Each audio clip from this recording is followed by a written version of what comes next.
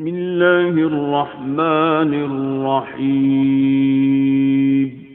شروع کرتا ہوں اللہ کے نام سے جو بہت مہربان نہایت رحم کرنے والا ہے۔ بسم اللہ الرحمن الرحیم۔ السلام علیکم ورحمۃ اللہ وبرکاتہ۔ ناظرین حضرات، یہ درس آپ کی خدمت میں اسلامک دعویٰ اینڈ گائیڈنس سینٹر الغات سعودی عرب کی جانب سے پیش کیا جا رہا ہے۔ اس درس کے مقرر ہیں فضیلت الشیخ مقصود الحسن فیضی حفظہ اللہ۔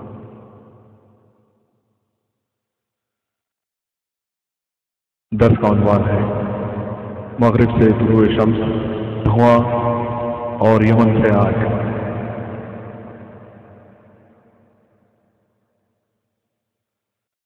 أعوذ بالله من الشيطان الرجيم. لا إله إلا هو يحيي ويميت ربكم ورب آبائكم الأولين بل هم في شك يلعبون فارتقب يوم تأتي السماء بدخان مبين يغشى الناس هذا عذاب أليم۔ کوئی معبود نہیں اس کے سوا، وہی جلاتا ہے اور مارتا ہے، وہی تمہارا رب ہے اور تمہارے پچھلے باپ داداؤں کا بھی رب ہے، بلکہ وہ شک میں پڑے کھیل رہے ہیں۔ آپ اس دن کے منتظر رہیں جبکہ آسمان ظاہر دھواں لائے گا جو لوگوں کو گھیر لے گا۔ یہ دردناک عذاب ہے۔ الرحمن الرحیم، الحمد للہ رب العالمین، الرحمن الرحیم مالک یوم الدین، ونشهد ان لا الہ الا اللہ ونشهد ان سیدنا ومولانا محمدا عبده ورسوله ارسله الى الناس كافة بشيرا ونذيرا، اما بعد فان خير الحديث كتاب الله وخير الهدي هدي محمد صلى الله عليه وسلم، وشر الأمور محدثاتها وكل محدثة بدعة وكل بدعة ضلالة وكل ضلالة في النار۔ أعوذ بالله السميع العليم من الشيطان الرجيم، بسم الله الرحمن الرحيم، فهل ينظرون إلا الساعة أن تأتيهم بغتة فقد جاء أشراطها فأنى لهم إذا جاءتهم ذكراهم، سبحانك لا علم لنا إلا ما علمتنا إنك أنت العليم الحكيم، رب اشرح لي صدري ويسر لي أمري واحلل عقدة من لساني يفقهوا قولي واحلل عقدة من لساني يفقهوا قولي۔ عزیز ساتھیوں اور دینی بھائیوں، پچھلی کئی مجلسیں ہماری اور آپ کی قیامت کی بڑی بڑی نشانیوں سے متعلق چل رہی ہیں، جن میں مہدی کا ظہور، ان کے بارے میں اہل سنت والجماعت کا کیا عقیدہ ہے، کس زمانے میں وہ نازل ہوں گے، کتنے دنوں تک وہ اس دنیا میں خلافت کریں گے، اور وہ کیا اہم اہم کام ہیں جو وہ انجام دیں گے، اس کا بیان ہوا۔ اور یہ بھی بیان ہوا کہ انہی کے زمانے میں مسلمانوں اور ان کے دشمنوں یعنی نصارہ اور یہود کے بیچ ایک فیصلہ کن معرکہ ہوگا۔ اسی زمانے میں دجال جو دنیا کا سب سے عظیم فتنہ ہے اس کا ظہور ہوگا۔ دجال کے قتل کرنے کے لیے اللہ تبارک و تعالی آسمان سے حضرت عیسیٰ ابن مریم علیہ الصلاۃ والسلام کو نازل فرمائے گا، اور حضرت عیسیٰ علیہ الصلاۃ والسلام ہی کے زمانے میں یاجوج اور ماجوج کا خروج ہوگا۔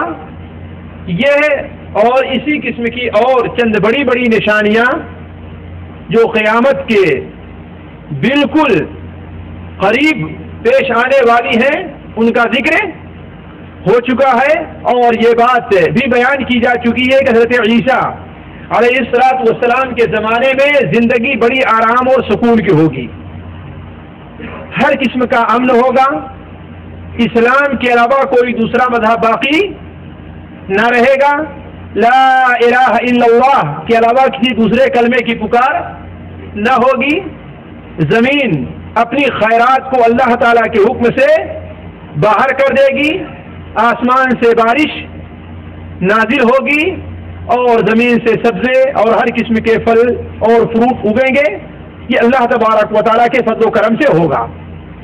وہیں پر یہ بھی بتلایا تھا کہ حضرت مسیح علیہ الصلوۃ والسلام اس دنیا میں کتنے سال رہیں گے؟ تقریباً 40 سال۔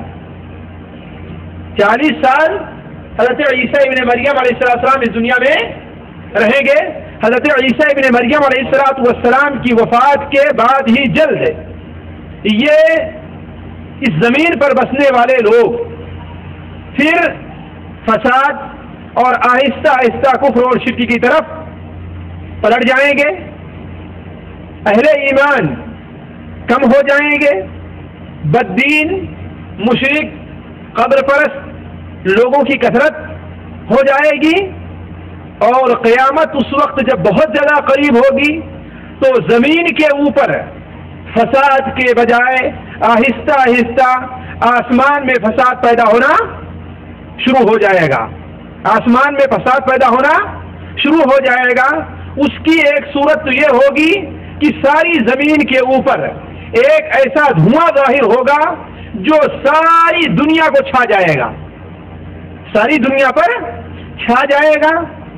دنیا میں جتنے بسنے والے لوگ ہیں سارے کے سارے لوگ اس سے متاثر ہوں گے، اور اس دھوئیں کا ذکر قرآن مجید کے اندر بھی وارد ہے، بلکہ اللہ تبارک و تعالی نے الدخان یعنی دھواں کے نام سے ایک مستقل صورت ہی نازل فرمائی ہے، فارتقب یوم تأتی السماء بدخان مبین یغشی الناس ھذا عذاب علیم، انتظار کرو اس وقت کو جبکہ آسمان ایک واضح دھواں لے کر کے آئے گا، وہ دھواں یغشی الناس تمام کے تمام لوگوں کو گھیر لے گا، اس کے اندر دردناک عذاب ہوگا۔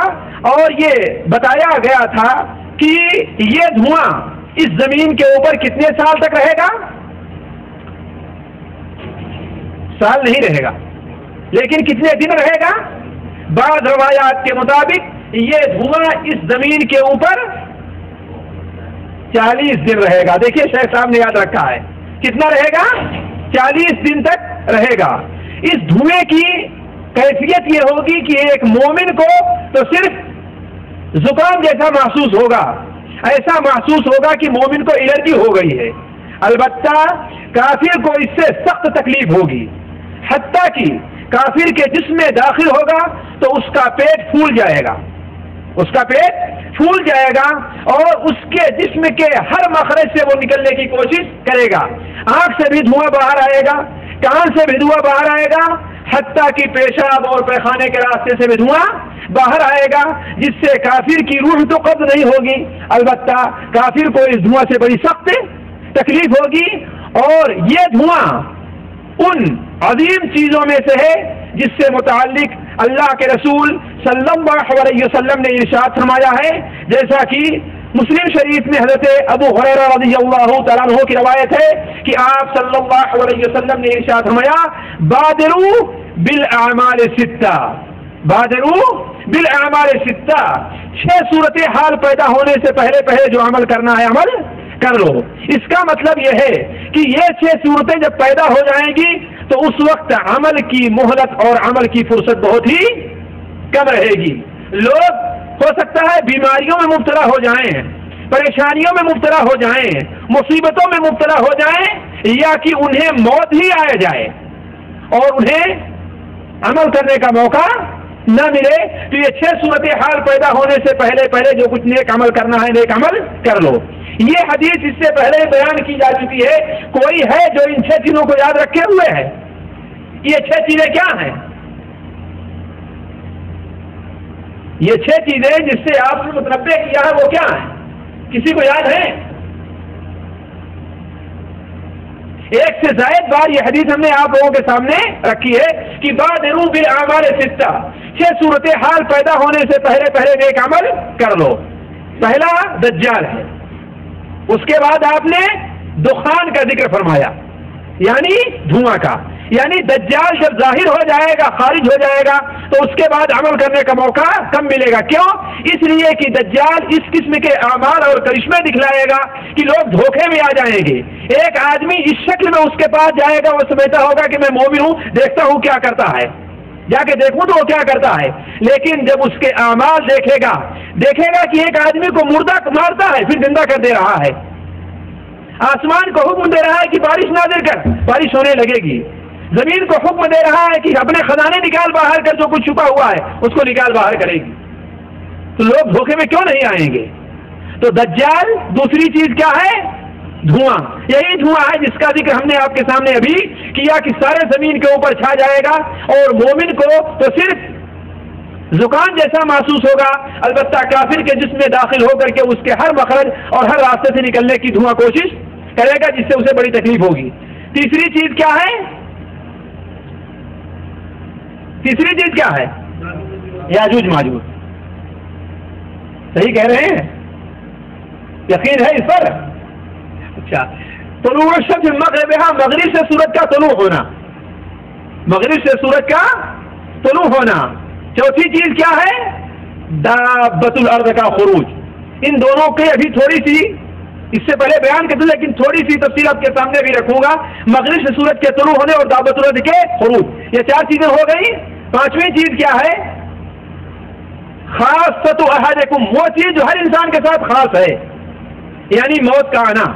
موت آئے گی تو انسان کو عمل کرنے کا موقع نہیں ملے گا، یا کہ انسان کی ابھی اللہ تعالیٰ نے آنکھ دیا ہے، قرآن مجید پڑھ سکتا ہے،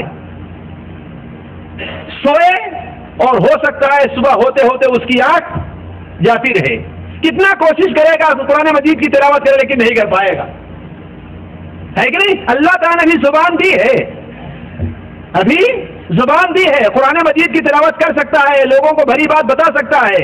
یہ اللہ کی نعمت اگر اس کی ہم ناقدری کرتے ہیں تو ہو سکتا ہے اس نعمت کو اللہ تعالیٰ ہم سے چھین لے۔ ان لوگوں سے پوچھیں جو دیکھ نہیں سکتے اور جو بول نہیں سکتے، اس نعمت کی قیمت آپ کو معلوم ہو جائے گی۔ یا آپ اللہ تعالیٰ نے آپ کو صحیح سلامت رکھا ہے، آپ کے پاؤں بھی سالم ہیں، ہاتھ بھی صحیح سالم ہے، آپ نماز پڑھ سکتے ہیں، جماعت کی طرف جا سکتے ہیں، مسجد میں جا سکتے ہیں، لیکن اچانک آپ کا ایکسیڈنٹ ہو جائے اور آپ جماعت میں جانے سے معذور ہو جائیں۔ ایک ایسا شخص جو نہایت ہی تندرست تھا، اچانک ایکسیڈنٹ ہوا اور اس کے پاؤں جواب دے گئے، ڈاکٹروں نے بڑی کوشش کی لیکن آخر میں فیصلہ یہ ہوا کہ اس کا پاؤں کاٹنا ہی ہے، اب وہ ان پیروں سے چل نہیں سکتا۔ کسی عیادت کرنے والے نے جب اس کی عیادت کی ہاسپٹل میں اور اس سے کہا کہ تمہیں سب سے بڑا افسوس کس چیز کا ہے، وہ کہے گا سب سے بڑا افسوس یہ ہے کہ اب تک میں جماعت سے نماز پڑھنے میں کوتاہی کرتا تھا، مسجد میں حاضر ہونے سے کوتاہ رہا کرتا تھا، آج ہمارے یہ پاؤں چھین گئے ہیں کہ اگر چاہوں بھی تو آسانی سے مسجد نہیں پہنچ سکتا۔ تو یہ صورتحال جو ہر انسان کے ساتھ خاص ہے۔ آج پیسہ ہے تمہارے پاس، اللہ نے تمہیں مال دیا ہے، اللہ تعالیٰ کے راستے میں خرچ کر سکتے ہو، زکوٰۃ دے سکتے ہو، غریبوں کی مدد کر سکتے ہو، اپنے رشتہ داروں کی مدد کر سکتے ہو، لیکن کل تمہاری نوکری چھوٹ جائے، بینک میں تم نے پیسہ رکھا ہے، دیوالیہ ہو جائے، بینک میں آگ لگ جائے تو سارا کا سارا مال رکھا رہ جائے۔ آخر یہ صورتحال لوگوں ساتھ پیش آتی نہیں پیش آتی ہیں، تو افسوس کرنا رہے گا کاش کہ میرے پاس بھی مال ہوتا تو میں بھی ان مالوں کو خرچہ کرتا۔ لعلی اعمل صالحا فیما ترکت، جب موت آ جائے گی تو وہ کیا کہے گا؟ رب ارجعون، اے اللہ تعالیٰ مجھے واپس کر دے۔ کیوں؟ لعلی اعمل صالحا فیما ترکت، جو کچھ میں چھوڑ کر کے آیا ہوں جا کر کے اس کے میں نیک عمل کر لوں، لیکن ایسا موقع اب نہیں ملے گا۔ تو 5ویں چیز کیا؟ وخاصۃ احدکم، ہر آدمی کے ساتھ جو خاص ہے، موت ہے، فتنہ ہے، مشغولیت ہے، آج فرصت ہے کل مشغول ہو جائے انسان، ہے کہ نہیں؟ اور آخری چیز کیا ہے؟ امر العامہ، قیامت۔ تو اس میں یاجوج ماجوج کا ذکر نہیں ہے، دجال ہے، دخان ہے، دابۃ الارض کا خروج ہے، اور مغرب سے سورج کا طلوع ہونا ہے. پانچویں چیز موت یا انسان کے ساتھ خاص مصیبت اور فتنہ ہے. اور چھٹی چیز کیا ہے؟ وہ قیامت کا واقع ہونا ہے. تو آپ صلی اللہ علیہ وسلم نے اس دھواں کی اہمیت کو بیان کرنے سے پہلے آپ نے کیا فرمایا کہ جس شخص کو نیک عمل کرنا ہے نیک عمل کر لو. تو اس طریقے سے اللہ تبارک و تعالیٰ کے حکم سے قیامت سے پہلے اوپر کی دنیا کے اندر بھی عالم علوی کے اندر بھی تغیر پیدا ہونا شروع ہوگا. اسی کی ایک کیفیت یہ بھی ہوگی کہ روزانہ آج ہزاروں سال سے اللہ بہتر جانتا ہے کہ کتنے سال ہو گئے ہیں کہ سورج مشرق سے طلوع ہوتا ہے اور مغرب کے اندر ڈوبتا ہے. اس میں نہ کسی وقت کی کمی ہوتی ہے اور نہ زیادتی ہوتی ہے. جو وقت اللہ تبارک و تعالیٰ نے متعین کر دیا ہے اور جس جگہ پر متعین فرمایا ہے سورج اسی وقت طلوع ہوتا ہے اور اسی مسار پر چلتا ہے اور وہیں پہ جا کر کے ڈوبتا ہے. اس کے اندر کوئی ذرہ برابر تغیر و تبدل نہیں ہوتا. اللہ بہتر جانتا ہے اسے 1,00,000 سال ہوا ہے, کتنے ہزار سال ہوا ہے, کوئی انسان اس کا صحیح اندازہ نہیں لگا سکتا. البتہ ہم یہ دیکھتے ہیں کہ جس دن سے ہم نے آنکھ کھولی ہے, ہمارے باپ نے جس دن سے آنکھ کھولا ہے, ہمارے دادا اور پردادا نے جس دن سے آنکھ کھولا ہے, سورج اپنے متعینہ وقت پر اسی جگہ پر سے طلوع ہوتا ہے اور اسی جگہ جا کر کے ڈوب جاتا ہے. اسی چیز کو بخاری شریف کے اندر حضرت ابو ہریرہ رضی اللہ تعالیٰ عنہ کی حدیث میں اس طریقے سے بیان کیا گیا ہے کہ اللہ کے رسول صلی اللہ علیہ وسلم نے ارشاد فرمایا کہ یہ سورج جب روزانہ ڈوبتا ہے, یہ سورج جب روزانہ ڈوبتا ہے تو اللہ تبارک و تعالیٰ کے حضور سجدہ کرتا ہے اور دوبارہ طلوع ہونے کی اجازت چاہتا ہے کہ اے اللہ تبارک و تعالیٰ نئے دن کے لیے, نئی صبح کے لیے ہمیں طلوع ہونے کی اجازت مرحمت فرما. اللہ تبارک و تعالیٰ اجازت دیتا ہے اور وہ سورج اپنی جگہ سے دوبارہ طلوع ہو جاتا ہے. اس کے اندر نہ کوئی کمی ہوتی ہے نہ زیادتی ہوتی ہے. لیکن ایک دن ایسا آئے گا کہ اللہ تبارک و تعالیٰ کے حضور وہ سورج سجدہ کرے گا اور سجدہ کرنے کے بعد اللہ تبارک و تعالیٰ سے اجازت چاہے گا. اللہ تبارک و تعالیٰ اسے اپنی جگہ سے طلوع ہونے کی اجازت نہیں دے گا, بلکہ اللہ تعالیٰ فرمائے گا جدھر سے تو آیا ہے ادھر ہی واپس چلا جا, جدھر سے تو آیا ہے ادھر ہی واپس چلا جا. تو پھر اس دن سورج مغرب سے طلوع ہوگا اور دوپہر تک آئے گا. دوپہر تک آنے کے بعد پھر چلا جائے گا مغرب کی طرف اور اپنی جگہ پر ڈوبے گا. اس کے بعد سے برابر پھر مشرق سے طلوع ہوتا رہے گا یہاں تک کہ قیامت قائم ہو جائے, یہاں تک کہ قیامت قائم ہو جائے. بتا چکا ہوں کہ علم کی دنیا میں کام کرنے والے لوگ اس حدیث کا انکار کیا کرتے تھے. وہ کہتے تھے کہ ہم دیکھتے ہیں کہ سورج کہیں طلوع نہیں ہوتا, ہمارے یہاں اگر غروب ہوتا ہے تو دوسری جگہ پر وہ طلوع ہوتا ہے. وہ اس کا ایک مستقل سرکل ہے, یا تو زمین اس کے گرد چکر لگا رہی ہے یا وہ زمین کے گرد چکر لگا رہا ہے, یا اس کا سلسلہ برابر چل رہا ہے. یہ بات کہیں سمجھ میں نہیں آتی کہ سورج کہیں رک کر کے جب ڈوبتا ہو تو اللہ تبارک و تعالیٰ کے حضور حاضر ہوتا ہو اور وہاں پر جا کر کے عرش کے نیچے سجدہ کرتا ہو. لیکن آپ لوگوں کی معلومات کے لیے یہ بات عرض کر دوں کہ آج کل انٹرنیٹ میں بھی یہ بات آ رہی ہے کہ سورج 24 گھنٹے میں ایک بار تھوڑے سے وقفے کے لیے رکتا ضرور ہے. وہ وقفہ 1 سیکنڈ سے بھی کم کا ہے, وہ وقفہ 1 سیکنڈ سے بھی کم کا ہے. آج سے 10 سال پہلے اس حدیث کا انکار کیا جاتا تھا, لیکن آج اس بات کا اقرار کر رہا ہے, یہ جدید سائنس اقرار کر رہی ہے کہ سورج 24 گھنٹے میں ایک بار کے لیے تھوڑا سا رکتا ضرور ہے, اور وہ اتنی مقدار میں رکتا ہے کہ عام حالات میں اس کا احساس کیا نہیں جا سکتا. تو کیا یہ وہی رکنا نہ ہو جب وہ رک کر کے اللہ تبارک و تعالیٰ سے دوبارہ اپنی گردش کے لیے جانا چاہتا ہوں؟ یقیناً یہ وہی رکنا ہے. تو عرض کرنے کا مقصد ایک وقت ایسا آنے والا ہے کہ عالم علوی کے اندر یعنی اوپر کی دنیا میں تغیر پیدا ہوگا اور سورج مشرق کے بجائے مغرب سے طلوع ہوگا، اور جب یہ سورج طلوع ہو جائے گا تو اس کی یہ کیفیت ہوگی کہ اس کے بعد کسی بندے کا کوئی بھی عمل اللہ تعالیٰ کے نزدیک مقبول نہ ہوگا۔ وہ سورج کے مغرب سے طلوع ہونا دیکھنے کے بعد لوگ سارے کے سارے ایمان لے آئیں گے، جو بھی کافر ہوگا ایمان لے آئے گا، جو بھی فاسق ہوگا نماز کا چھوڑنے والا ہوگا نماز سے چھوڑنے سے توبہ کرے گا، لیکن نہ تو اس کی توبہ قبول کی جائے گی اور نہ کافر کا ایمان قبول کیا جائے گا۔ اس کا ذکر اللہ تبارک و تعالی سورہ الانعام قرآن مجید کے اندر ارشاد فرماتا ہے هل ينظرون ان تأتيهم الله ان تأتيهم الملائکہ، کیا یہ لوگ مکہ کے مشرکین، یہ دنیا کے اندر رہنے والے لوگ جو شرک اور کفر کے اندر مبتلا ہیں، ایمان کیوں نہیں لاتے؟ قرآن جیسی صاف اور ستھری اور واضح کتاب ان کے سامنے موجود ہے، نبی حضرت محمد مصطفیٰ صلی اللہ علیہ وسلم جیسی پاک سیرت کا انسان ان کے پاس دین کی بات لے کر کے آیا ہے، لیکن یہ لوگ ایمان کیوں نہیں لاتے؟ آخر اس کس چیز کا انتظار ہے؟ وہ کیا دیکھ رہے ہیں؟ هل ينظرون الا ان تأتيهم الملائکہ، کیا انہیں اس بات کا انتظار ہے کہ فرشتے ان کے پاس آ جائیں؟ اور فرشتے کیوں آئیں گے؟ فرشتے آئیں گے کیوں بتائیے؟ فرشتے کیوں آئیں گے؟ ان کی جان قبض کرنے کے لیے فرشتے یا تو آئیں گے یا تو اللہ تعالیٰ کا عذاب لے کر کے آئیں گے۔ ظاہر بات کافروں کے پاس اور منافقوں کے پاس اور مشرکوں کے پاس اللہ تعالیٰ کے فرشتے آئیں گے کیوں؟ رحمت کے فرشتے تو آنے سے رہے، آئیں گے تو یا تو وہ فرشتے آئیں گے جو ان کی روح قبضے کرنے کے لیے آئیں، یا وہ فرشتے آئیں گے جو اللہ تعالیٰ کا عذاب لے کر کے آئیں۔ تو کیا یہ لوگ اسی چیز کا انتظار کر رہے ہیں ان تأتیہم الملائکہ، یا کہ فرشتے آ جائیں، او یأتی ربک، یا کہ تیرا رب آ جائے؟ تیرا رب کب آئے گا؟ اللہ تعالیٰ کب آئے گا؟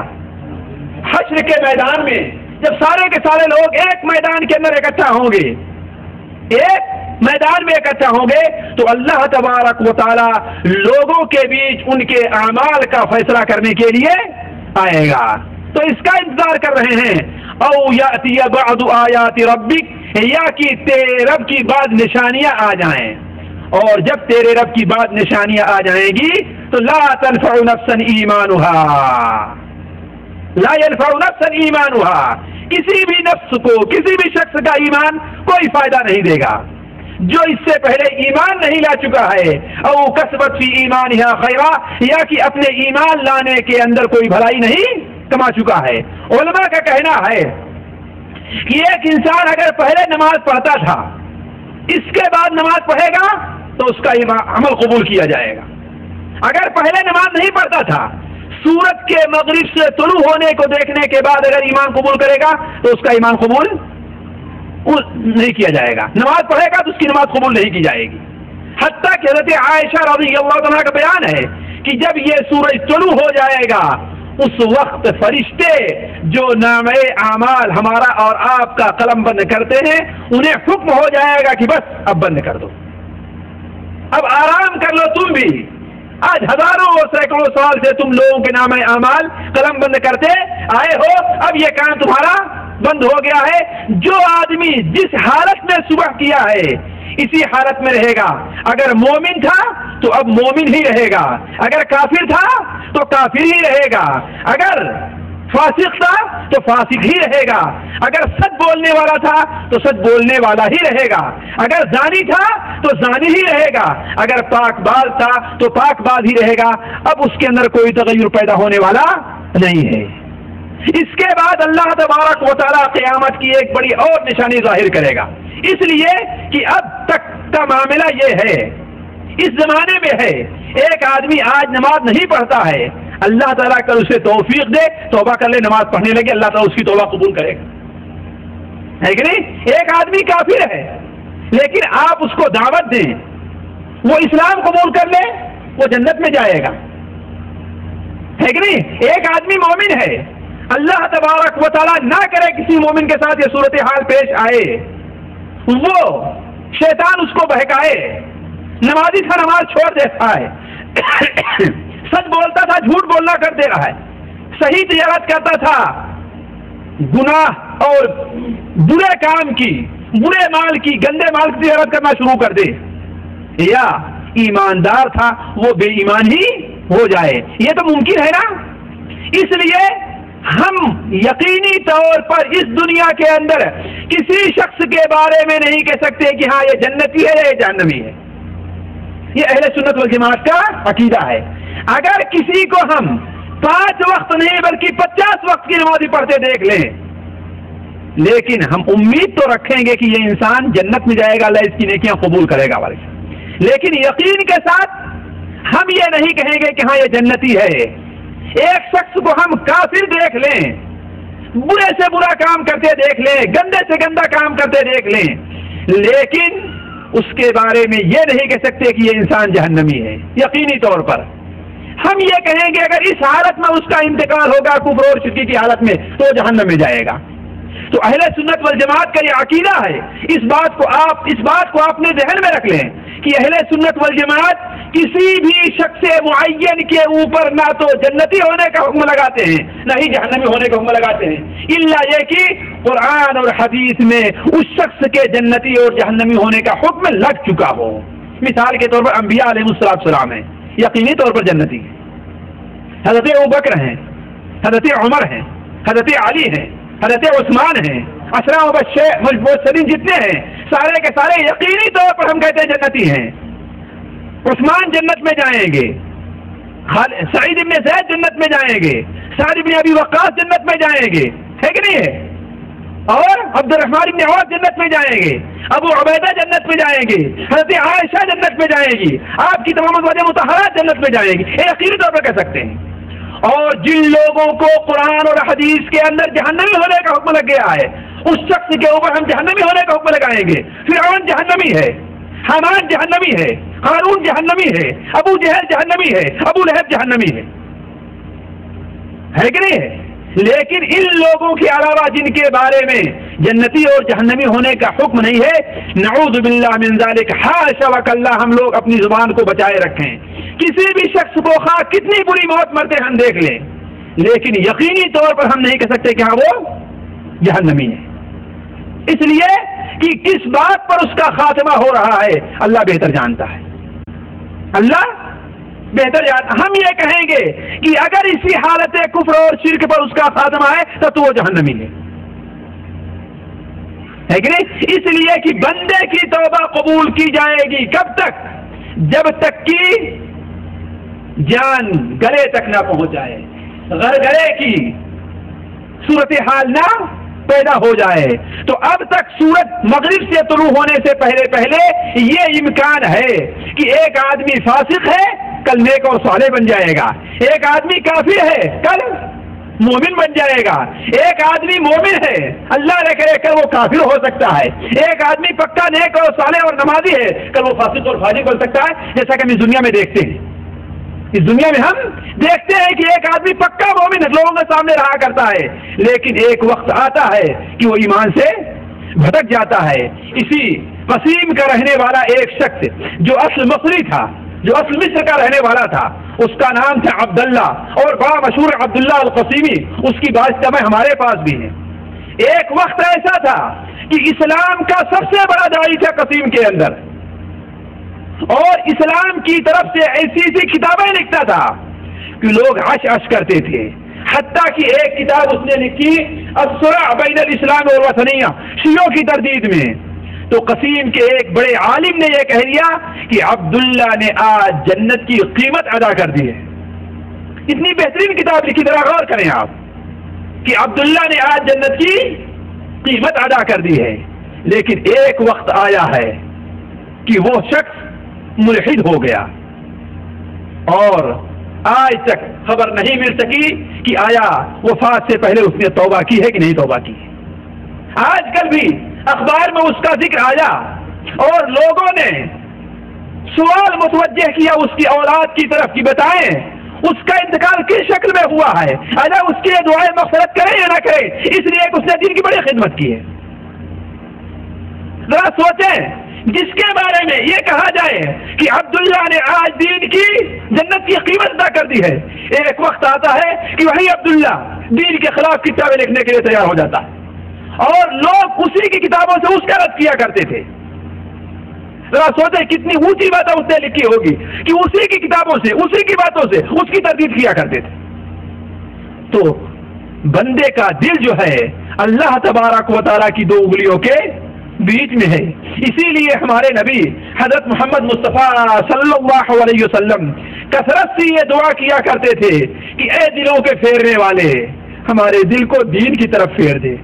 حضرت ام سلمہ رضی اللہ عنہا فرمان کہ اے اللہ کے رسول صلی اللہ علیہ وسلم میں کثرت سے سنتی ہوں کہ آپ یہ دعا کر رہے ہیں۔ آپ نے فرمایا تمہیں کیا معلوم کہ بندوں کا دل رحمان کی دو انگلیوں کے بیچ میں ہے، وہ جس طرح چاہتا ہے پلٹ دیتا ہے، جس کو چاہتا ہے مومن بنا دیتا ہے، جس کو چاہتا ہے کافر بنا دیتا ہے، لیکن اس کا ہر کام انصاف کے اوپر مبنی ہے۔ وہ حکیم ہے، اس کا کوئی بھی کام حکمت سے خالی نہیں ہے، وہ عادل ہے، اس کا کوئی بھی کام انصاف سے خالی نہیں ہے، وہ ظلم نہیں کرتا ہے۔ وما انا بظلام للعبید، میں بندوں کے اوپر ظلم کرنے والا نہیں ہوں۔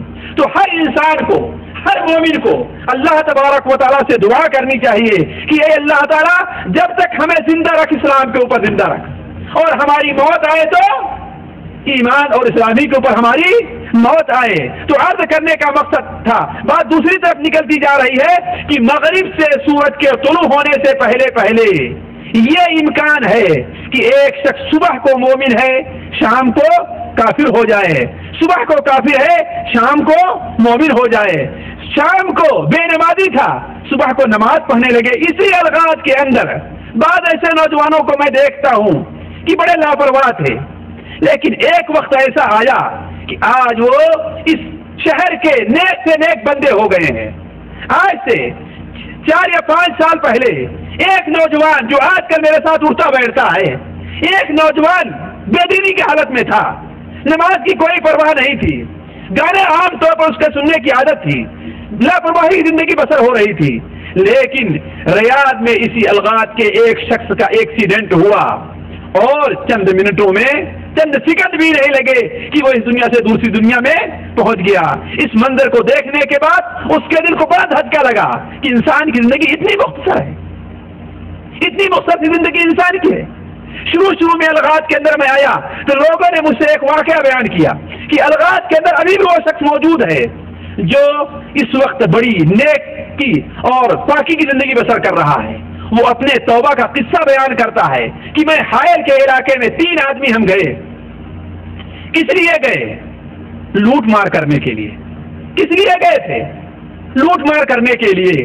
ہم 3 آدمی تھے، 3 ساتھی تھے، اور ظاہر بات ہے جو ڈاکو ہوتے ہیں وہ پہاڑوں کے اندر یا جنگلوں میں جا کر کے اپنے چھپنے کی یا اپنے رہنے کی یا اپنے رات گزارنے کی جگہ کوئی نہ کوئی ضرور بناتے ہیں۔ تو کہا ہم لوگوں نے اپنی ایک جگہ بنائی تھی کہ چلو وہاں پر رکتے ہیں، آرام کرتے ہیں، اور پھر اس کے بعد جب وقت ہوگا تو نکل کر کے ڈاکہ ماریں گے۔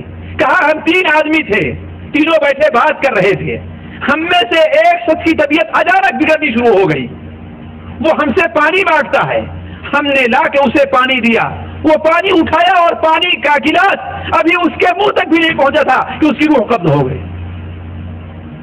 پانی کا گلاس ابھی منہ تک بھی نہیں پہنچا ہے کہ روح قبض ہو گئی۔ کہا وہ سوچنے لگا کہ انسان کی زندگی اتنی آسان ہے، موت اتنی آسانی سے آ جاتی ہے، اتنی آسانی سے انسان اس دنیا سے جا سکتا ہے، تو کس لیے انسان گناہ کا کام کرے؟ انسان توبہ کیوں نہیں کرتا؟ بے نمازی نماز چھوڑنے سے توبہ کیوں نہیں کرتا؟ بڑے بڑے گناہوں کا مرتکب گناہ کے چھوڑنے سے توبہ کیوں نہیں کرتا؟ کیا اس کے سامنے لوگوں کی وفات نہیں ہو رہی ہے؟ اس کے سامنے لوگوں کو قبر کے اندر دفنایا نہیں جا رہا ہے؟ اس کے سامنے وہ دیکھا ہے کہ ایک انسان کروڑوں اور لاکھوں کا مالک ہوا کرتا ہے، لیکن جب جاتا ہے اس دنیا سے تو ایک پیسہ اس کے کسی کام نہیں آتا۔ فرق یہ رہتا ہے کہ غریب کو جو کفن دیا جاتا ہے وہ 10 ریال میٹر ہوگا، تو مالدار کو جو کفن دیا جائے گا وہ 20 ریال میٹر ہوگا، لیکن دونوں کا دونوں کپڑا کیا ہے؟ اسی زمین کے اندر جانے والا ہے اور زمین سے چٹ کر جائے گی۔ تو عرض کرنے کا مقصد بات دوسری طرف نہ جائے کہ مغرب کے طرف سے سورج طلوع ہونے سے پہلے پہلے ہر انسان کے ساتھ یہ امکان ہے کہ وہ مومن ہے تو کفر کی حالت تک پلٹ جائے اور کافر ہے تو ایمان کی طرف پلٹ جائے، لیکن جب سورج مغرب سے طلوع ہو جائے گا تو یہ سلسلہ پھر ختم ہو جائے گا، یہ سلسلہ ختم ہو جائے گا۔ اب ضروری یہ ہے کہ مومن اور کافر کے درمیان فرق کر دیا جائے، ضروری یہ ہے کہ مومن اور کافر کے درمیان تمیز کر دی جائے، اور اس طریقے سے تمیز ہو جائے کہ لوگ کہیں کہ ہاں تو کافر ہے اور لوگ کہیں کہ تو مومن ہے۔ اس چیز کے لیے اللہ تبارک و تعالی ایک عجیب و غریب قسم کا جانور پیدا کرے گا، ایک عجیب و غریب قسم کا جانور پیدا کرے گا، جس سے متعلق اللہ تبارک و تعالی سورہ النمل کے آخر میں ارشاد فرماتا ہے وَإِذَا وَقَعَ الْقَوْلُ عَلَيْهِمْ أَخْرَجْنَا لَهُمْ دَابَّةً مِّنَ الْأَرْضِ تُكَلِّمُهُمْ أَنَّ النَّاسَ كَانُوا بِآيَاتِنَا لَا يُوقِنُونَ۔ جب ان کے اوپر عذاب کا وقت آ جائے گا تو اخرجنا لهم دابة من الارض، ان کے لیے ہم زمین سے ایک جانور نکالیں گے، زمین سے ایک جانور نکالیں گے، تکلمہم جو ان سے باتیں کرے گا، یا بعض قرائت میں ہے تکلمہم جو انہیں نشان لگا دے گا، زخمی کر دے گا، اور دونوں معنی صحیح ہیں۔ باتیں کیا کرے گا؟ نشان کس بات کا لگائے گا؟ کہ ان الناس كانوا بآیاتنا لا یوقنون، کہ لوگ میری باتوں پر یقین، میری آیات پر ایمان نہیں رکھتے تھے۔ تو وہ جانور کہاں سے نکلے گا؟ عام طور پر روایات سے پتہ چلتا ہے کہ وہ جانور مکہ مکرمہ سے ظاہر ہوگا۔ وہ جانور کیا ہے اس سلسلے میں حدیث شریف کے اندر کوئی خاص بات بیان نہیں کی گئی ہے، البتہ اس سے متعلق جو کچھ حدیث میں آتا ہے وہ یہ ہے کہ وہ جانور بڑا ہی تیز رفتار ہوگا، وہ پوری دنیا کی سیر کرے گا، کوئی آدمی اس سے بھاگ کر کے جا نہیں پائے گا، اور نہ ہی کوئی آدمی اس کا پیچھا کرے گا، اسے پکڑ پائے گا۔ لا یدرکھا طالب ولا یفوتھا حارب، نہ ہی کوئی طلب کرنے والا اسے پائے گا اور نہ ہی کوئی بھاگ کر کے جائے گا۔ اس جانور کا کام کیا ہوگا؟ اس جانور کا کام یہ ہوگا کہ اس کے ساتھ حضرت موسیٰ علیہ السلام کی چھڑی ہوگی جیسا کہ بعض روایات میں ہے، اور حضرت سلیمان علیہ السلام کی انگوٹھی ہوگی۔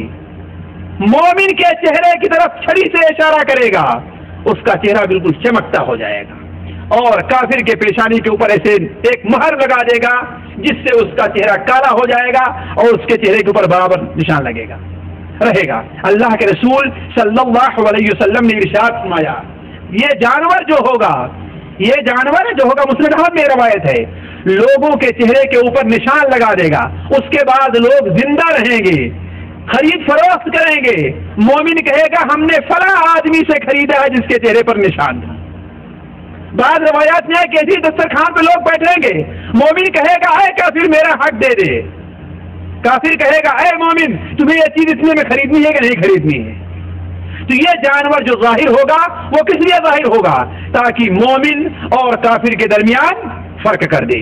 اسی طریقے سے قیامت کی بڑی نشانیوں میں سے ہم اور آپ ایک نشانی یہ بھی پڑھتے آئے ہیں کہ 3 بڑے اہم زلزلے آئیں گے، یا یہ کہیے کہ دنیا کے اندر 3 جگہوں پر زمین کو دھسا دیا جائے گا، جیسا کہ مسلم شریف کی وہ حدیث حذیفہ کی ہے رضی اللہ تعالیٰ عنہ، ہم نے آپ کے سامنے رکھا تھا کہ آپ صلی اللہ علیہ وسلم ہماری خدمت میں حاضر ہوئے، ہمارے پاس آئے تو تشریف لے آئے، اور آپ نے ہم سے کہا تم لوگ کس چیز کے بارے میں بات کر رہے ہو؟ تو ہم نے کیا کہا؟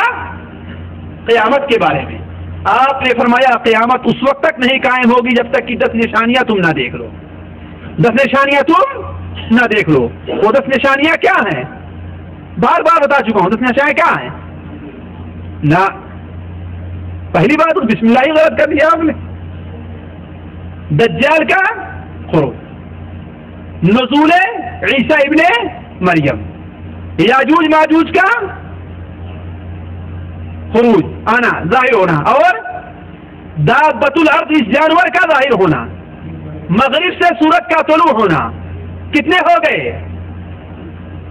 کتنے ہوئے؟ 5 ہوئے۔ دھواں کتنے ہو گئے؟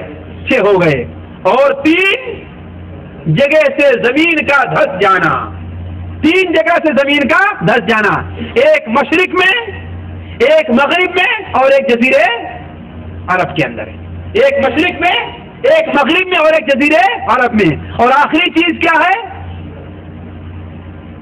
تو بتا دیا، آخری چیز کیا ہے؟ اس کو ابھی چھوڑتا ہوں، اس کے بعد بتاؤں گا وہ آخری چیز کیا ہے. وہ آخری چیز کیا ہے؟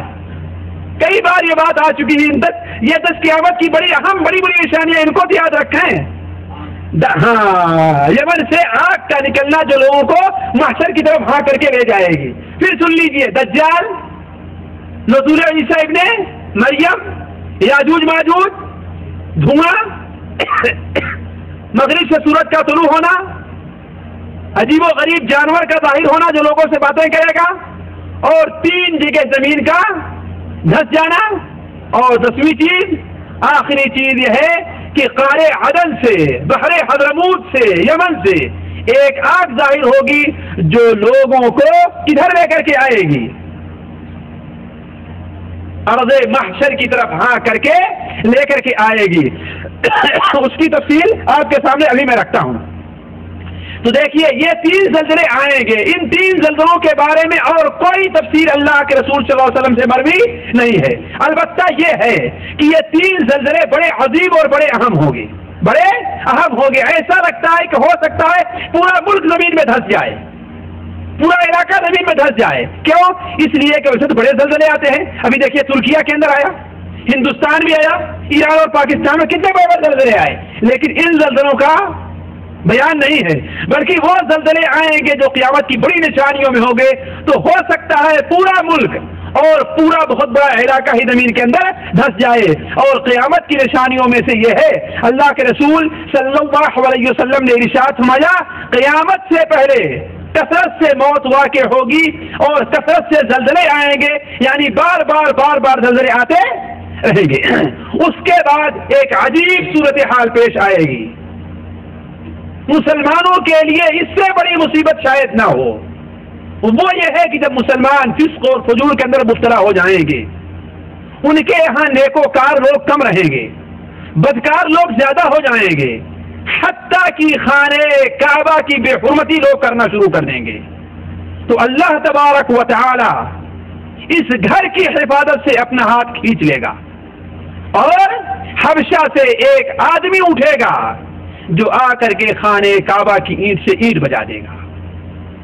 اور اس کے بعد جب یہ خانے کعبہ ویران ہوگا تو دوبارہ کبھی بھی یہ آباد نہیں کیا جائے گا اور یہ بنایا نہ جائے گا. اب تک لوگ اس کا حج کریں گے، حضرت عیسیٰ ابن مریم اس کا حج کریں گے جیسا کہ گزر چکا ہے. اور ایک حدیث میں آیا، آپ صلی اللہ علیہ وسلم نے ارشاد فرمایا کہ یاجوج ماجوج کے خروج کے بعد بھی اس گھر کا حج کیا جائے گا، لوگ عمرہ کریں گے.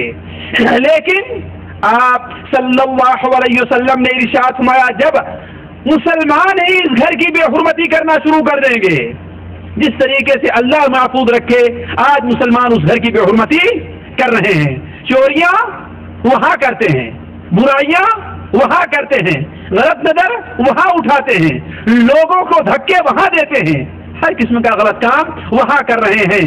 اگر جب یہ ہونے لگا تو اللہ کے رسول صلی اللہ علیہ وسلم کے ارشاد ہے کہ مسلمانوں کی ہلاکت اور عرب کی ہلاکت کے بارے میں اس وقت تو کچھ بھی نہ پوچھیے. تو جب یہ صورتحال پیدا ہوگی تو اللہ کے رسول صلی اللہ علیہ وسلم نے ارشاد فرمایا کہ حبشہ سے ایک شخص اٹھے گا.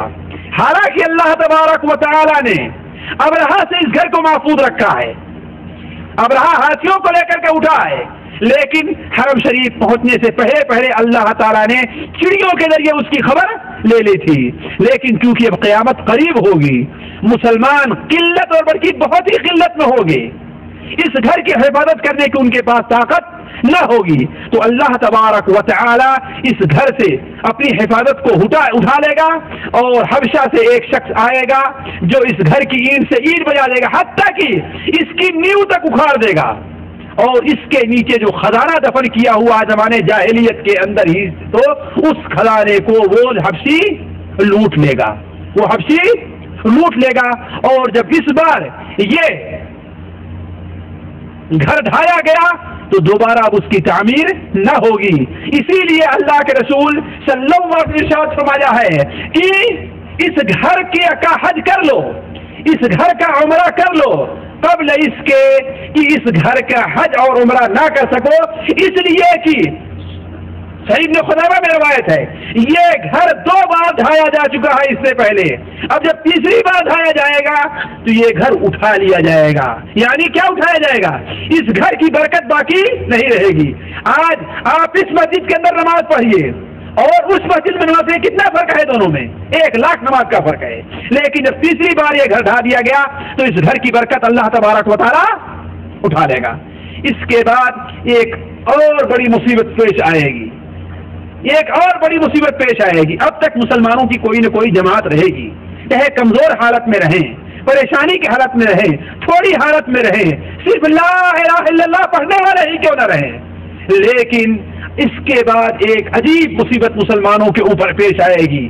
وہ یہ کیا کہ لوگ سوئیں گے اور جب صبح کو اٹھیں گے تو کیا دیکھیں گے کہ مصحف کے اندر, قرآن مجید کے اندر اس کے حروف نہیں پائے جائے بلکہ اس کے حروف اڑ گئے. قرآن مجید کے حروف اڑ گئے ہیں. اور ظاہر بات جب قرآن مجید کے حروف اڑ گئے تو مسلمانوں کی ہدایت کا راستہ اب بند ہو گیا. ہدی للمتقین ہے قرآن مجید, متقیوں کے لیے ہدایت کا سامان ہے. جب قرآن ہی ختم ہو گیا, اسی لیے اللہ تبارک و تعالیٰ نے قرآن کی حفاظت کا ذمہ لیا ہے. آج 1400 سال سے زیادہ ہونے جا رہے ہیں, لوگ ہر قسم کی کوششیں کر رہے ہیں, لیکن قرآن بغیر زیر زبر اور نقطے کے فرق کے آج اسی حالت میں ہمارے اور آپ کے سامنے موجود ہے جیسا کہ اللہ تعالیٰ آسمان سے نازل فرمایا ہے. اِنَّا نَحْنُ نَزَّلْنَا الذِّكْرَ وَإِنَّا لَهُ لَحَافِظُونَ. قرآن مجید کو ہم نے نازل کیا ہے اور ہم ہی اس کی حفاظت کرنے والے ہیں. تو یہ قرآن مسلمانوں کے بقا کا ضامن ہے, ایمان پر قائم رہنے کا, دین پر قائم رہنے کا. لیکن ایک وقت ایسا آنے والا ہے کہ یہ قرآن مسلمان کے بیچ سے اٹھا لیا جائے گا. لوگ صبح اٹھیں گے تو مصحف کے اندر بالکل ورق صاف دکھائی دے گا, ایک لفظ بھی نہیں پایا جائے گا اس میں. اور کچھ لوگوں کے سینے کے اندر قرآن محفوظ ہوگا, کچھ لوگوں کے سینے میں قرآن محفوظ ہوگا, لیکن ایک حافظ قرآن کی آیت پڑھتے پڑھتے بھول جائے گا تو دوسرے حافظ سے کہے گا ارے حافظ صاحب دیکھو یہ آیت کس طریقے سے مجھے بھول رہی ہے. تو وہ کہے گا کہ ارے مجھے بھی تو یہ آیت یاد تھی لیکن سوچ رہا ہوں یہ یاد نہیں آ رہی ہے. آہستہ آہستہ یہ قرآن مجید لوگوں کے سینوں سے بھی بھلا دیا جائے گا, یہ قرآن مجید لوگوں کے سینوں سے بھی بھلا دیا جائے گا. حتیٰ کی صورتحال یہ پہنچے گی کہ لوگ نماز بھول جائیں گے, لوگ روزہ بھول جائیں گے, بلکہ کچھ لوگ باپ دادا کو کلمہ لا الہ الا اللہ پر پائیں گے اور اسی کے اوپر ان کا عمل رہے گا. اس سے متعلق 2 حدیثیں سنیے. حضرت حذیفہ رضی اللہ تعالیٰ عنہ کی روایت مستدرک حاکم اور سنن ابن ماجہ میں ہے کہ اللہ کے رسول صلی اللہ علیہ وسلم نے ارشاد فرمایا کہ اسلام کے نقوش, اسلام کے نشان اسی طریقے سے مٹ جائیں گے جس طریقے سے کپڑے کے نقوش اور نشان مٹ جایا کرتے ہیں. جب کپڑا پرانا ہو جاتا ہے تو دیکھیں گے آہستہ آہستہ اس کی چھپائی جو ہوتی ہے وہ کیا ہوتی ہے, مدھم پڑتی جاتی ہے یہاں تک کہ بالکل چل کر کے وہ کپڑا صاف ہو جاتا ہے. اسی طریقے سے اسلام کے نقوش مٹ جائیں گے. یہاں تک صورتحال یہ پہنچے گی کہ نہ نماز کا ذکر ہوگا, نہ روزے کا ذکر ہوگا, نہ قربانی رہے گی اور نہ صدقہ رہے گا. اور رات ہی رات کتاب اللہ کے اوپر یہ صورتحال پیدا ہوگی کہ قرآن مجید کے اندر ایک آیت بھی باقی نہیں رہ جائے گی. قرآن مجید میں ایک آیت بھی باقی نہیں رہ جائے گی. چند لوگ ایسے موجود رہیں گے جو بوڑھے ہوں گے اور بوڑھی عورتیں ہوں گی, وہ کہیں گے ہم نے اپنے باپ دادا کو اسی کلمہ لا الہ الا اللہ پر پایا تھا اور ہم اسی کے اوپر عمل پیرا ہوں گے, ہم اسی کے اوپر عمل کرتے رہیں گے. لوگوں نے کہا کہ لا الہ الا اللہ کس کام آنے والا ہے؟ صحابی نے کہا کہ جب انہیں اور کچھ معلوم ہی نہیں ہوگا تو یہی لا الہ الا اللہ انہیں اللہ تبارک و تعالیٰ کے عذاب سے نجات دے دے گا. اسی لیے علماء کہتے ہیں کہ وہ قرآن اللہ تبارک و تعالیٰ کی طرف سے آیا ہے اور اللہ ہی تعالیٰ کی طرف پلٹ کر کے جانے والا ہے. یعنی اس کے حروف اڑ کر کے قرآن مجید کی اللہ تبارک و تعالیٰ کی طرف چلے جائیں گے. جب صورتحال یہ پیدا ہوگی تو اب قیامت بالکل قریب ہوگی, اب سور پھونکنے کا زمانہ بالکل قریب آ گیا ہوگا. تو اللہ تبارک و تعالی یمن کی طرف سے ایک آگ نکالے گا، بڑی بھیانک آگ ہوگی اور عجیب و غریب آگ ہوگی. ایسی آگ لوگوں نے آج تک کبھی دیکھی نہیں ہوگی. آج تک تو آپ لوگوں نے یہ دیکھا ہوگا کہ آگ نکلتی ہے، ابھرتی ہے، لاوا پھوٹتا ہے، لوگوں کو، زمینوں کو، جگہوں کو، پہاڑوں کو، مکانوں کو، درختوں کو جلا کر کے راکھ کر دیتی ہے. لیکن آج تک کوئی ایسی آگ نہ دیکھی گئی ہوگی جو لوگوں کو ہٹا کر کے لے چلے. لوگ ٹھہر جائے تو پھر رک جائے، لوگ سونے لگے تو ابھی اپنی جگہ کھڑی ہو جائے، اور جب لوگ پھر چلنا شروع کر دے تو لوگ پھر ان کے ساتھ ساتھ چلنا شروع کر دے. ایسی آگ آج تک دیکھی گئی ہے؟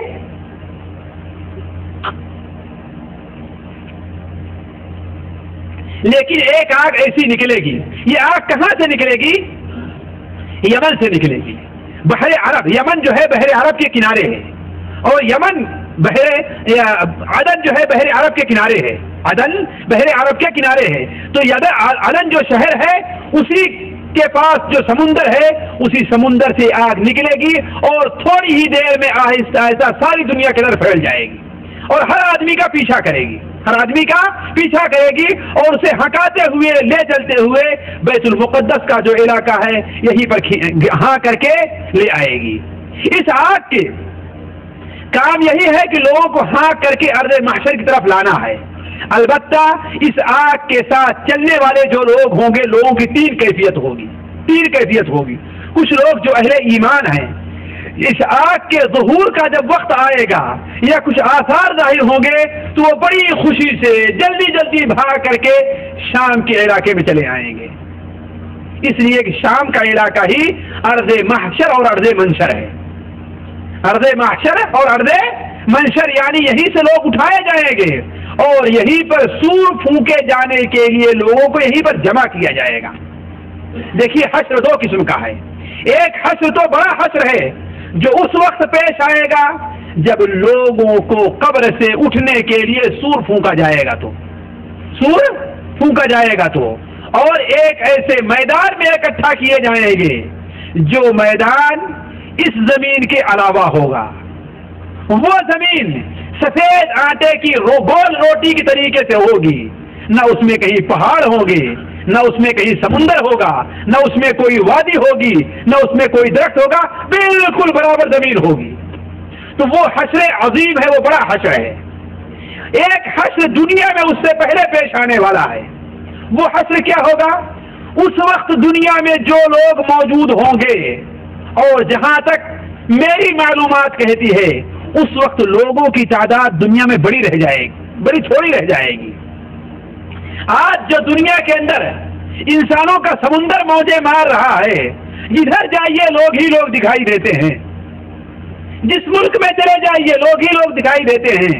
جہاز پر سفر کیجئے ایسا معلوم ہوگا ساری دنیا کے لوگ جہاز ہی سفر کرتے ہیں. ٹرین سے سفر کیجئے ایسا معلوم ہوگا ساری دنیا کے لوگ ٹرین سے سفر کرتے ہیں. آپ کھیل کے میدان میں چلے جائے معلوم ہوگا سارے لوگ کھیل ہی دیکھنے آئے ہوئے ہیں. آپ ہاسپٹل چلے جائیے تو ایسا ہوگا کہ کوئی آدمی ایسا باقی نہیں جو بیمار نہ ہو، ہے کہ نہیں ہے؟ آپ جمعہ کے دن مسجد میں چلے جائیے تو ایسا معلوم ہوگا سارے کے سارے لوگ نماز پڑھنے چلے آئے ہیں. اور آپ اسی وقت میں سینما ہال میں چلے جائیں تو ایسا ہوگا کہ سارے کے سارے لوگ یہیں پر موجود ہیں. یہ انسانوں کا موجیں مارتا ہوا سمندر ہے. لیکن ایک وقت ایسا آنے والا ہے کہ یہ سمندر تالاب اور دریا کی شکل اختیار کر دے گا. اس لیے کہ یہ بڑے پیمانے پر لوگوں کو ہلاک اور برباد کر دینے کے جو ہتھیار تیار ہوئے ہیں، اور خصوصاً ان ظالموں اور کافروں کے ہاتھ میں ہیں جو اللہ کے دشمن ہیں، اللہ کے رسول کے دشمن ہیں، مسلمانوں کے دشمن ہیں، بلکہ اللہ کی ساری مخلوقات کے دشمن ہیں. یہ ہتھیار انہی لوگوں کے ہاتھوں میں موجود ہے. تو کوئی بعید نہیں کہ ان ہتھیار کا استعمال کیا جائے اور یہ مخلوقات کا، یہ انسانوں کا موجیں مارتا ہوا سمندر تہس نہس ہو کر کے رہ جائے. تو بہت سے لوگ تو خونریز لڑائیوں کے اندر کام آ گئے ہوں گے، جس طریقے سے مہدی کے ذکر میں بتایا تھا ہم نے کہ 100 میں سے کتنے لوگ باقی بچیں گے؟ ایک آدمی باقی بچے گا. تو کچھ لوگ تو پورے لڑائیوں، کچھ لوگوں کو دجال ختم کر دے گا، اور کچھ لوگ جو باقی بچیں گے یاجوج اور ماجوج کی نظر ہو چکے ہوں گے۔ تو یہ انسانوں کا جو موجیں مارتا ہوا سمندر ہے، جہاں تک میری معلومات کہتی ہے کہ سور پھونکنے کے وقت اتنی بڑی تعداد لوگوں کی موجود نہیں رہے گی، اس لیے سارے کے سارے لوگ بڑی آسانی سے ملک شام کے اندر اکٹھا کر لیے جائیں گے، اور وہی ان کے اوپر سور پھونکا جائے گا۔ تو ملک شام جو ہے وہ قیامت کے واقع ہونے سے پہلے جو حشر پیش آئے گا وہ یہی زمین ہے، جیسا کہ مسند احمد کے اندر ہے، اللہ کے رسول صلی اللہ علیہ وسلم نے ارشاد فرمایا الشام ارض المحشر والمنشر، شام کیا ہے؟ ارض محشر اور منشر ہے۔ ایک حدیث میں سنن ابن ماجہ وغیرہ کے اندر ہے، اللہ کے رسول صلی اللہ علیہ وسلم کی خادمہ پوچھتی ہے کہ اے اللہ کے رسول صلی اللہ علیہ وسلم بیت المقدس کے بارے میں آپ ہم سے کچھ بیان کیجئے، تو آپ نے فرمایا بیت المقدس کیا ہے؟ ارض المحشر والمنشر، لوگوں کے جمع کیے جانے کی اور لوگوں کے اٹھائے جانے کی جگہ ہے، وہاں پر تم لوگ آؤ اور نماز پڑھو، اس لیے کہ اس میں نماز پڑھنا دوسری مسجدوں کے مقابلے میں 1000 نماز کا ثواب ملتا ہے، اور اگر وہاں پر نہ پہنچ سکو تو آپ نے فرمایا کم سے کم اس مسجد میں جلانے کے لیے تیل بھی بھیج دو، اس لیے کہ جو آ نہیں سکتا اگر وہ اس مسجد میں روشنی کے لیے تیل بھیج دیتا ہے تو اللہ تعالیٰ اسے وہاں پر نماز پڑھنے کا ثواب دے گا۔ تو عرض کرنے کا مقصد یہ ہے کہ شام کا علاقہ جو ہے، جو آج ظالموں کی چکی کے اندر پس رہا ہے، اللہ تعالیٰ سے دعا ہے کہ اللہ تعالیٰ بہت جلد ظالموں سے اسے نجات دے۔ یہی علاقہ ارض محشر و منشر ہے۔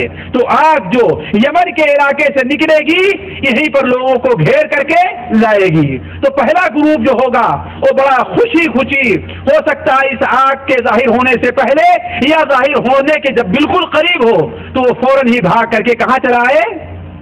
اسی لیے ایک حدیث شریف میں ہے، حضرت عبداللہ ابن عمر کا قول ہے کہ ایک وقت ایسا آنے والا ہے کہ روئے زمین پر ایک مومن بھی ایسا باقی نہیں ہوگا الا کہ وہ شام پہنچ جائے۔ تو یہ تو اللہ کے نیک بندے ہوں گے۔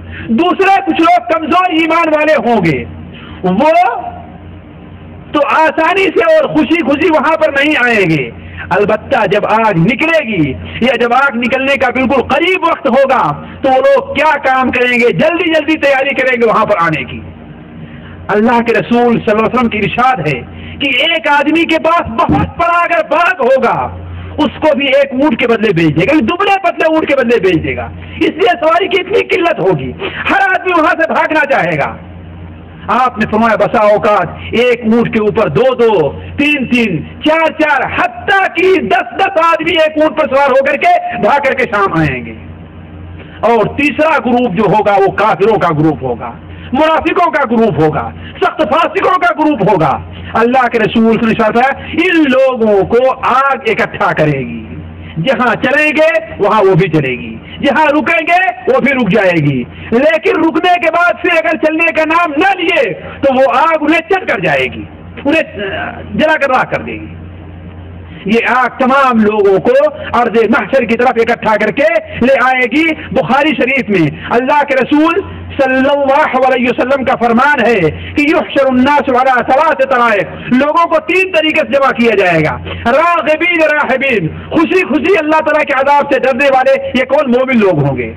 اور آپ نے فرمایا کہ دوسرے کچھ لوگ ہوں گے کہ ایک اونٹ پر 2 آدمی آئیں گے، 3 آدمی 4 آدمی سوار ہوں گے، حتیٰ کہ 10-10 یہ کمزور ایمان والے لوگ ہوں گے، اور آخری وہ لوگ ہوں گے جن کے ساتھ آگ چلتی ہوگی۔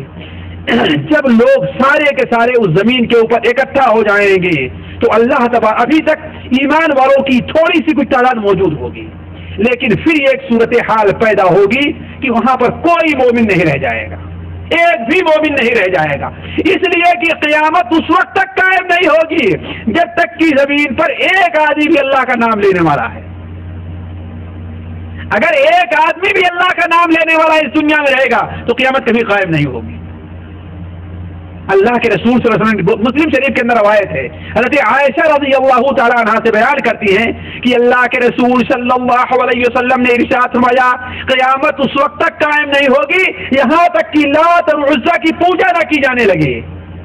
حضرت عائشہ فرماتی ہے کہ ہم نے کہا اے اللہ کے رسول صلی اللہ علیہ وسلم، ہم نے اب تو سمجھا تھا کہ دین ہمیشہ ہمیشہ رہے گا، اس لیے کہ اللہ تعالیٰ ارشاد فرماتا ہے هو الذی ارسل رسولہ بالہدی ودین الحق لیظہرہ علی الدین کلہ ولو کرہ المشرکون۔ اللہ کی ذات وہ ہے جس نے دین حق کو اس لیے بھیجا ہے تاکہ سارے دین پر غالب آ جائے اگرچہ مشرکین کو یہ بات پسند نہ ہو۔ آپ نے فرمایا اے عائشہ یہ ہوگا جب تک اللہ تعالیٰ کی مرضی ہوگی ہوگا۔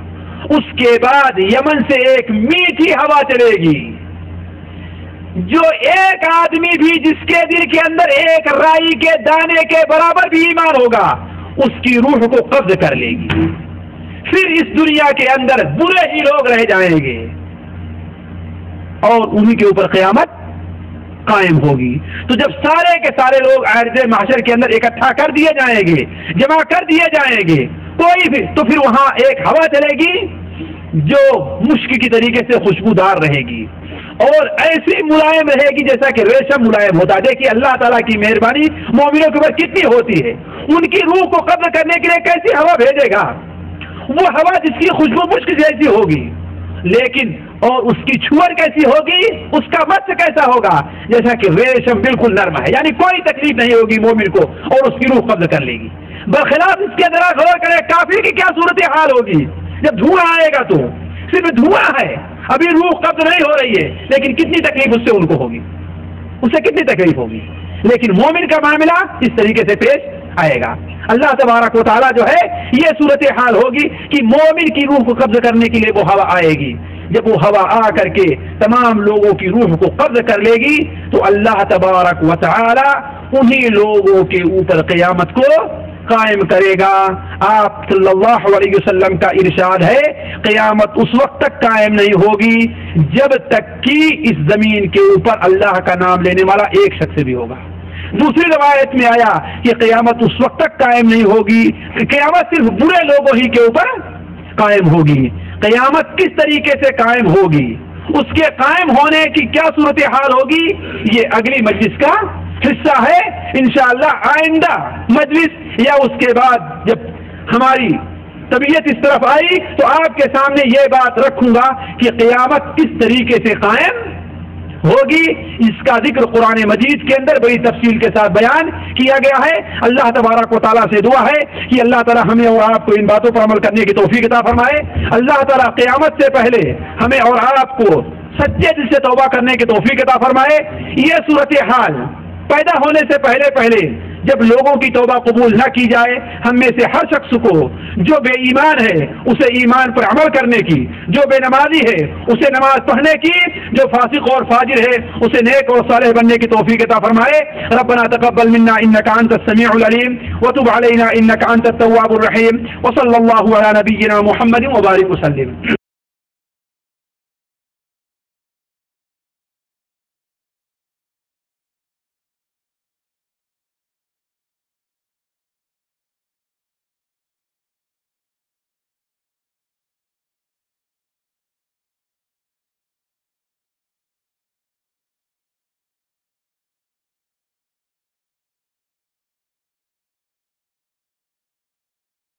پہلی چیز جس کا حساب لیا جائے گا اور سب سے پہلا حساب ہوگا وہ کیا ہے، اللہ تعالیٰ شرک اور کفر سے متعلق سوال کرے گا، اس لیے کہ پہلا حق بندے کے اوپر اللہ تعالیٰ کا کیا ہے کہ اللہ کی عبادت کرے اور کسی کو اس کے ساتھ شریک نہ ٹھہرائے۔ اسی لیے سب سے بڑا گناہ دنیا میں کیا ہے، اللہ تعالیٰ کے ساتھ شرک کرنا۔ اسی لیے اللہ تبارک و تعالیٰ اس شرک سے متعلق دن قیامت میں سوال بھی کرے گا۔ اللہ تعالیٰ سوال کرے گا، مشرک کو بلائے گا، کافر کو بلائے گا اور ان سے پوچھے گا کہ کیا تم نے شرک کیا ہے، کفر کیا ہے۔ جو اقرار کریں گے وہ بھی ہلاک اور برباد ہوئے، اور جو منافق کی طریقے سے اقرار نہ کریں گے ان کے اوپر اور ہی سخت عذاب ہوگا۔ اللہ تبارک و تعالیٰ ارشاد فرماتا ہے وَيَجْعَلُونَ لِمَا لَا يَعْلَمُونَ نَصِيبًا مِّمَّا رَزَقْنَاهُمْ تَاللَّهِ لَتُسْأَلُنَّ عما کنتم تفترون. اللہ تعالیٰ کی دی ہوئی روزی میں انہوں نے جو کچھ شرک کیا تھا کہ اللہ تعالیٰ نے انہیں مال دیا ہے، لیکن چڑھاوا چڑھتا تھا کس کا؟ شیخ سدو کا. بکرا شیخ سدو کا پیش کیا جاتا تھا. چادریں کہاں چڑھتی تھی؟ حالانکہ یہ ساری قربانی کس کے لیے ہونی چاہیے؟ اللہ تعالیٰ کے لیے. بکرا کس کے نام پہ ذبح ہوگا؟ اللہ تعالیٰ کے نام پر. چڑھاوا کس کے نام چڑھایا جائے گا؟ اللہ تعالیٰ کے نام پر. دیکھ لیجئے یہ قربانی خواہ مال کی ہے یا جان کی قربانی ہے، جسے ہم لوگ نظر کا نام رکھیں، چڑھاوا کا نام رکھیں، قربانی کا نام رکھیں، یہ صرف اور صرف اللہ تبارک و تعالیٰ کا حق ہے، کسی دوسرے کا حق نہیں ہے. قل ان صلاتی ونسکی ومحیایا ومماتی للہ رب العالمین. آپ کہہ دیجئے کہ میری نماز اور میری قربانی، آپ کہہ دیجئے کہ میری نماز اور میری قربانی، میرا مرنا اور میرا جینا کس کے لیے؟ اللہ رب العالمین کی. ایک مکھی کو کسی بت کے نام پر چڑھانے کا قصہ اور حدیث آپ لوگوں نے سنی ہوگی کہ صرف ایک مکھی کو ایک بنی اسرائیل کے ایک آدمی نے غیر اللہ کے نام پر قربان کر دیا، نذرانہ پیش کر دیا تھا. اللہ تعالیٰ نے صرف اسی بنیاد پر اسے جہنم میں ڈال دیا. تو انسان کے مال کا ہو، انسان کی پیداوار، انسان جو جائیداد، انسان کی جو زمین سے پیدا کرتا ہے، کھیتی کا معاملہ ہو، انسان کی مال کمائی کا ہو، جو کچھ بھی ہے، اس میں سے ایک پائی بھی اگر کسی دوسرے کے نام پر قربان کی گئی، اللہ کی رضا کو مد نظر نہ رکھا گیا، تو وہ انسان کی ہلاکت اور بربادی کا سبب بن سکتی ہے. تو اللہ تعالیٰ ارشاد فرماتا ہے جو کچھ اللہ نے انہیں روزی دی ہے بغیر جانے ہوئے، بغیر علم کے، اس کا حصہ لوگوں نے دوسرے پر خرچ کیا ہے.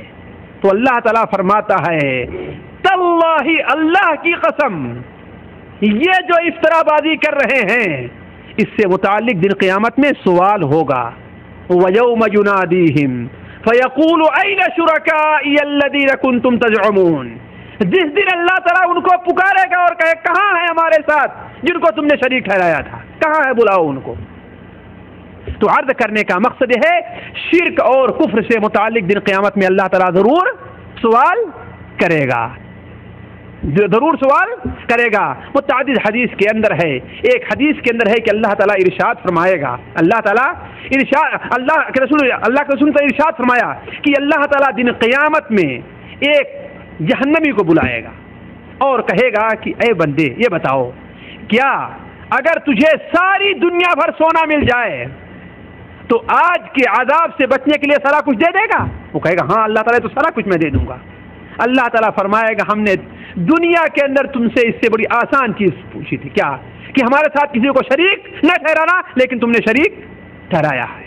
تو عرض کرنے کا مقصد یہ ہے کہ دن قیامت میں بندے کے کفر اور شرک سے متعلق بھی سوال کیا جائے گا.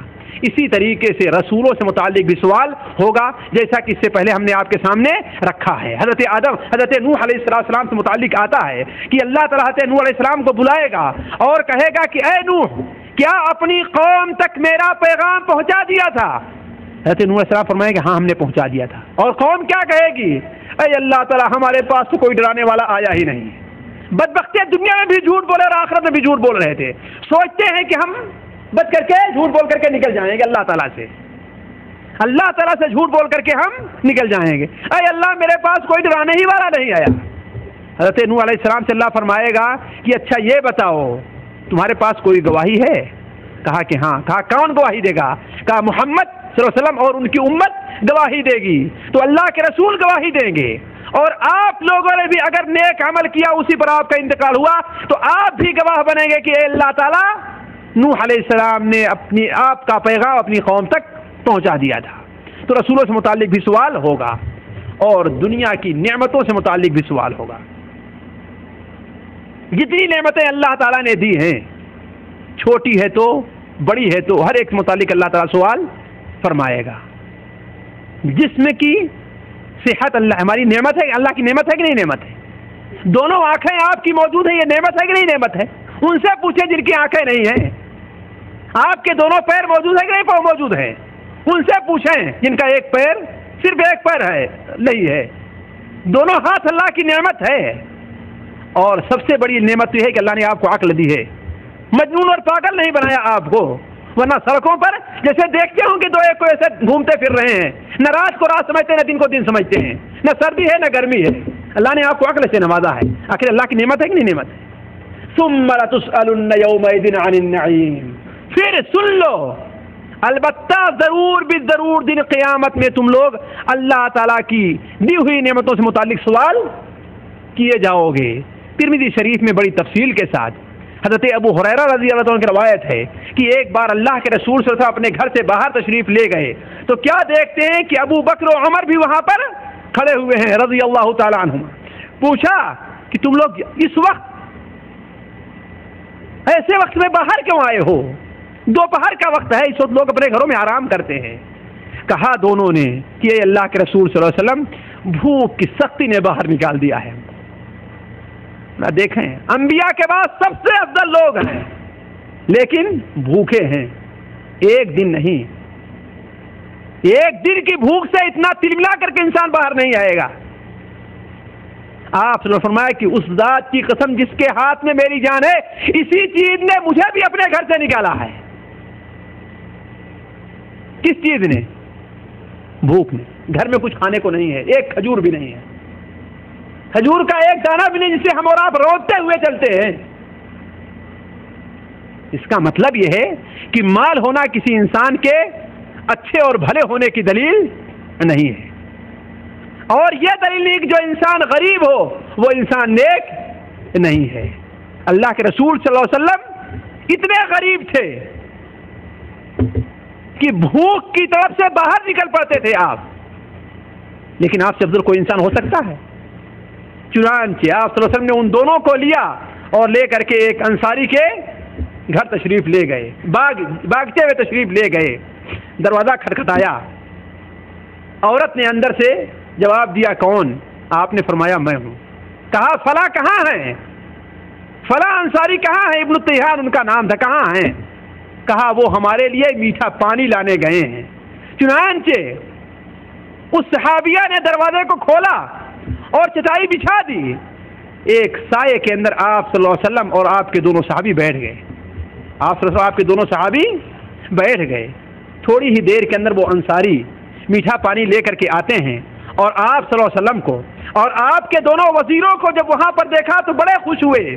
کہا کہ آج میرے کے اتنا اچھے مہمان والا دنیا میں کوئی نہیں ہے، اور ہیبت کون ہو سکتا ہے؟ اتنے اچھے مہمان والا اور کون ہو سکتا ہے؟ کہا کہ آج مجھ سے بہتر مہمان والا دنیا میں کوئی نہیں ہے۔ چنانچہ فوراً گئے